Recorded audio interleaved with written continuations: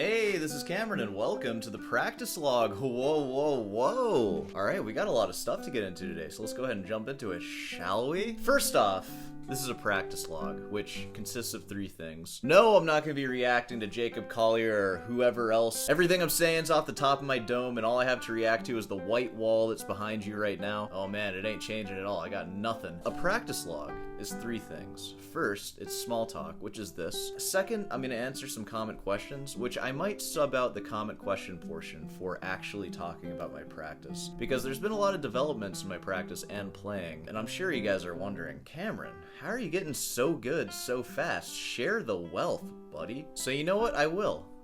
And third, I'll play something for you, and I might sub that out too with just one portion of this video, which is just me trying to share what I've been doing with my practice. We'll start with a little bit of small talk first though. The recital class, I still haven't set that up. I'm sorry, it's honestly probably not going to be set up until like Friday or Saturday. So I'm probably just going to have a cap of 10 people, and I'll see if that's even enough time for it to be filled before Sunday at noon. 12 p.m. EST. It's very short notice. This is the only time it's going to be like this, but all the parts are there. I just have to put them together. It's been busy. It's been so busy this week. I thought that things would be less busy when school ended, but that's just like, that's a lie we tell ourselves, because it never stops. There's always something that's going on that's just going to stop you from doing what it is that you want to do. But you know, here we are. I just want to update you and talk to you a little bit about practice. And yeah, there's a lot of interesting videos being dropped on YouTube right now. And you know, I'm going to be reacting to them. You guys see them. I've seen a few from a couple of creators. I'm not going to say anything because I don't want to spoil it, but I'm going to react to those. Are you kidding me? Oh boy. Post in the comments if you think you know what I'm talking about. I bet you don't, though. It's hard to know with me. I can react to anything. As long as it's vaguely related to guitar or music in some way, I will be reacting to it. So, I've been practicing a lot, and let's actually talk a little bit about like how much I've been practicing. I said after the competitions, 5 hours a day minimum. It's been looking more like 2 to 3 after that. Keeping up 5 hours a day, especially as an adult who's not in high school anymore, that's a big ask. The main thing is consistency and like putting in a few hours a day. That's the sacrifice that you make, and results will be gained from a few hours a day. So 2 to 3 hours is about what I've been doing. I put in 2 hours today so far. I've been working on some interesting things for the last 2 months or so. I kind of started this before school actually ended, and I've been doing this pretty consistently every day. But the relationship between P and I has been a big focus. There's been a few big focuses, like of course rest strokes, which I'll talk about rest strokes, Raschiatos. I've been working on those. Those still aren't that great. But the P-I relationship, one of the big pieces that I've been working on, which is the Yobet Soar variations, has a lot of P-I stuff. Like that one variation.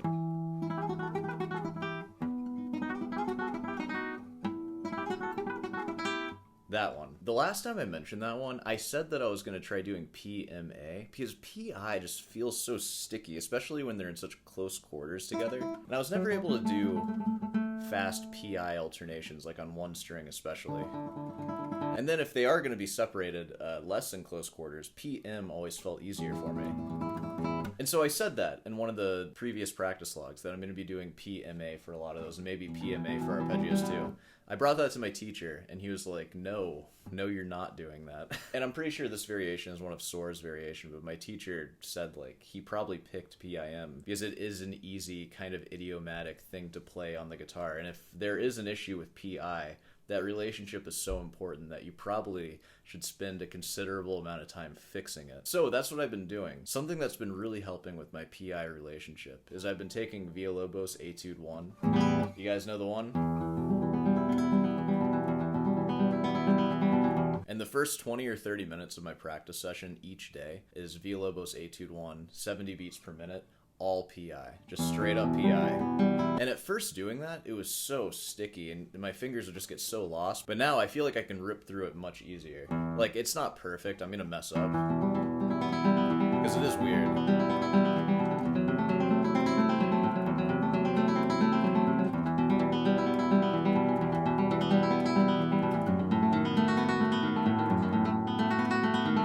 I just missed one there, but it's a lot better than it was. And doing PI for that entire arpeggio, I feel has put my PI relationship at like a whole other level that's just transitioned to everything. So much of guitar is PI.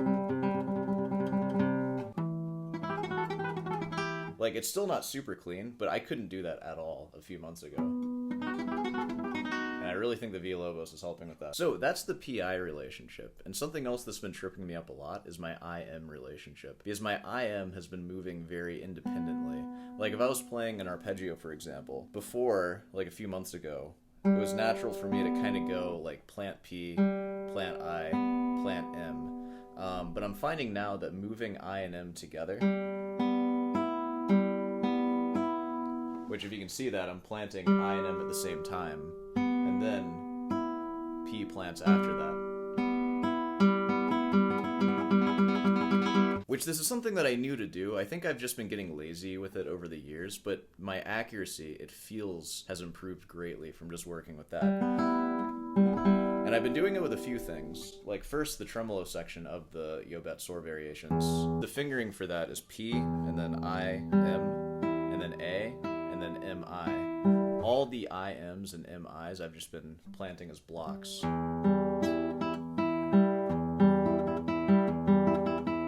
See, I go P, and then I plant P on the A string after that, I, M together, A, and then they plant.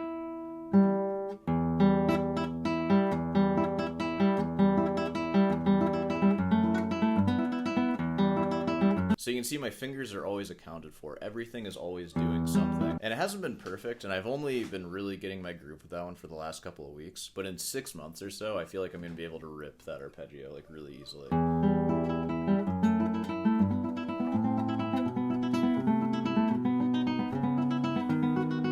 Other things too that the Villa-Lobos has helped me with, and again I'm planting the same way, P, and then IM go down, and then P, IM go down at the same time.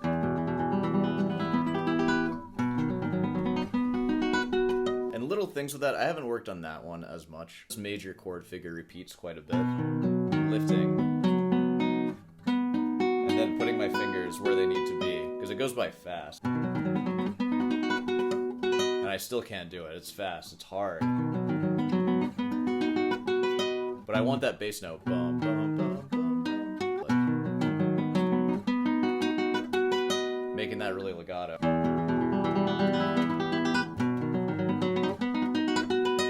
You know, it's tough though. This piece is long in the works, but I'd say that I've done like maybe 35 to 40% of the like hard work. And man, my technique from this piece has improved a lot. Just having to find a way to make all this stuff work.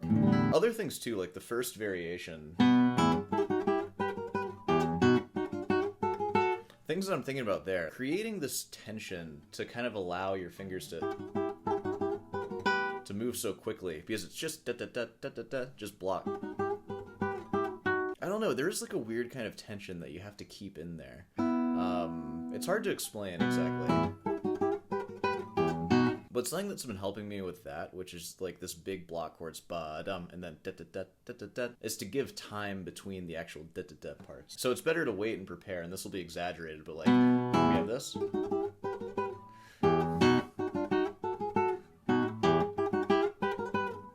You know, and so on. Like, together, you wouldn't want to wait that much, but it's been helping to make it feel right by just, like, if I am going to take time between those places. Something else that I've been experimenting with, like, speaking of this, like, weird kind of indescribable tension that sometimes helps with playing fast. My rest stroke has been in an interesting place, and especially after watching these flamenco players like Paco and Amigo, what's his name? I forget, you know. I reacted to him recently, you guys remember. Sure, I made a mockery of it as I usually do. A comment mentioned this, and I've since looked at it, and it's right. Like, you see their thumb planted on the 6th string when they play their rest stroke. And it almost seems like there's weight being put on the string, and therefore, like, some tension in the thumb and the hand. And I've been experimenting with that. And I feel like it's been making my rest strokes more full and also more consistent.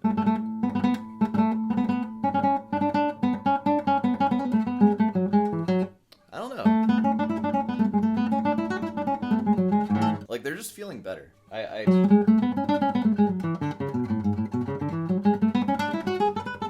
And I'm liking how they're sounding, too. They sound, like, much more full than I remember them sounding. I don't know, I'm just liking how my guitar sounds, like, as of recently. I've also been playing with much longer nails, and, I don't know, they've been providing the security in the right hand that I'm not really used to on guitar. And,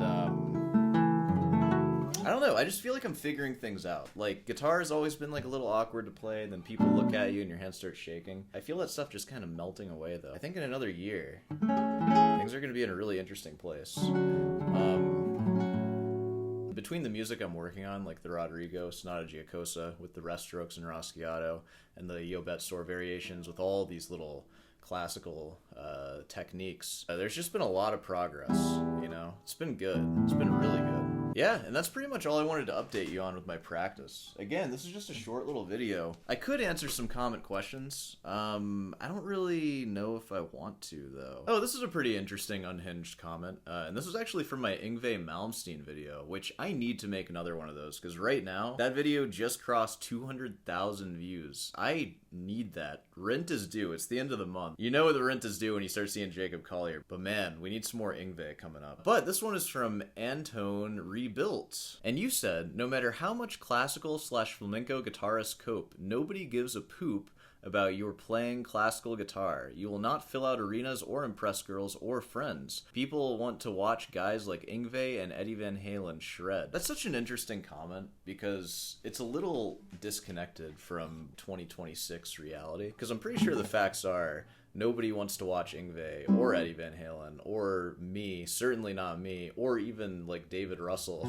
Like, I feel like virtuosic art music probably isn't like the most popular thing right now. Hair metal, like shredding, getting so popular at the time, that was kind of an interesting phenomenon, wasn't it? Because if you listen to Eddie Van Halen shred, it is pretty artistic and virtuosic. Like, it's amazing, right? And like, same thing with Yngwie. If you hear them shred on stage, they are filling out arenas in their heyday. And the thing is, Yngwie might still be filling out arenas, but if he had popped up a few years ago, I don't think he would be. Once you have such a long-standing career, your audience just gets older, but they're not all dead or anything. So of course people are still going to go see Yngwie Malmsteen. But if there was some Yngwie like copycat that popped up, I don't think they would have nearly as much success as Yngwie. And in fact, the guitarists you see nowadays, like McGee is the most recent famous one that we've seen. That's our modern day virtuoso right there. So I don't know, I don't think your friends or girls or anyone will want to watch you play anything on any instrument, really. And nor should that be why you play these things. I have immense joy in finding solutions to problems that I've had for years on the guitar. Because how I play guitar today, I would have done so much for as a younger person. Like, and I know I would, because I've sacrificed so many hours, so many days of my life just being able to play as I play now. And there's no external validation that makes that worth it or not worth it. Like, the part that's worth it is that I can now do stuff that I wasn't able to do before. And that's a really good feeling. And also, what else was I going to do at that time that would have been worth anything near that? Like, there's nothing else to do. What, I could have scrolled TikTok, I could have watched TV, whatever. Rewatched The Office again, sure. But creating and learning, or whatever it is you're trying to like achieve with something that's not just sitting on a couch and looking at your phone, that's reason enough right there. Not the fans or the glory or you know, all the other things that you mentioned. So I don't know what to tell you. You're absolutely right, though. Nobody wants to hear me play. People want to hear me talk more than they want to hear me play. I'm lucky for that, too, because, like, you know, at least people want something from me. I was going to record a long reaction video today, but I kind of just wanted to talk about my practice, because I've been practicing and I got really excited about it.